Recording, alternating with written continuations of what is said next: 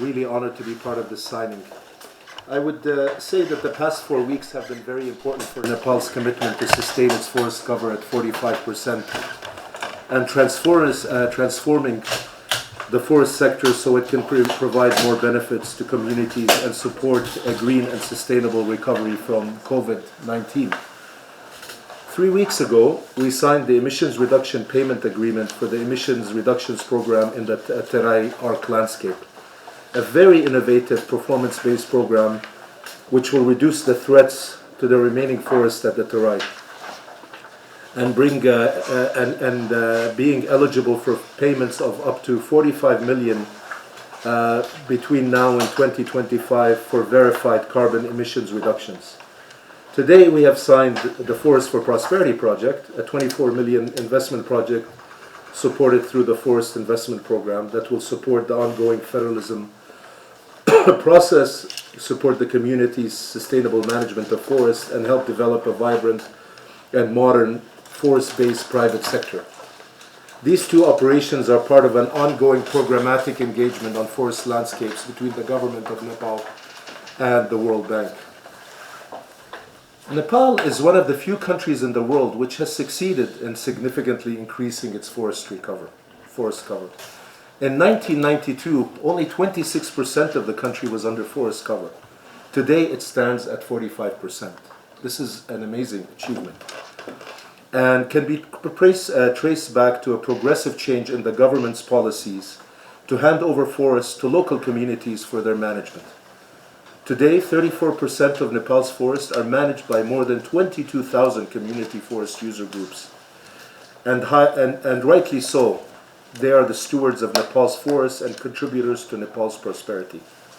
To validate this achievement, the 2019 Forest Policy and the Forest Act asserts that the participation of local communities, including indigenous peoples, in forest management, backed by decentralized forest management through community development, livelihoods improvement, as well as the inclusion of the poor, marginalized, and vulnerable groups, is essential to the sustainability of the forests in Nepal. Some may wonder whether there is anything left to do, given Nepal's very impressive achievements in this sector. Here are some facts that will help answer the question.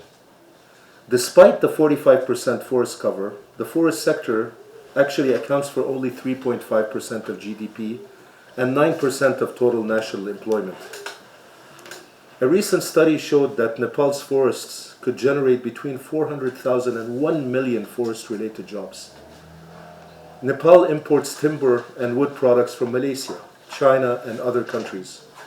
Non-wood forest products are exported in raw for very little money to mainly India, which has developed a multi-billion-dollar industry selling plant-based products at high prices throughout the world. Hence, yes, there is still a lot that can be done productively while continuing to improve forest cover and quality. The government has a clear vision for Nepal's forest sector, which is well presented in the forest sector strategy. By 2025, the sector would contribute at least 7.5% to GDP, generate at least 6 times more jobs, reduce annual timber imports by 50%, and increase commercial timber supply to the domestic market annually 6 times. These are very ambitious and bold targets which can only be achieved if there is a significant transformation in terms of how Nepal's forests are managed and used. For example, by further enhancing sustainable forest management, increasing the area under community forest management, and fostering a vibrant and modern forest-based private sector. So lastly, I would say the project we are signing today will support the government with making these transformational changes so the people of Nepal can continue generating and enjoying the multiple benefits forests and forest landscapes provide. We know that apart from agriculture, forests provide a safety net for local communities, add a wide range of critical ecosystem services like reliable clean water, habitats for biodiversity, erosion control, productive soils, and reducing risks of droughts and floods.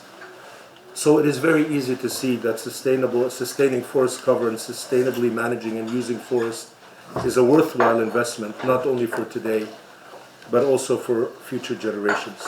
Secretary, allow me to close by just quoting a quote from one of our great presidents in my country, President Theodore Roosevelt, who said, "A people without children would face a hopeless future. A country without trees is almost as helpless."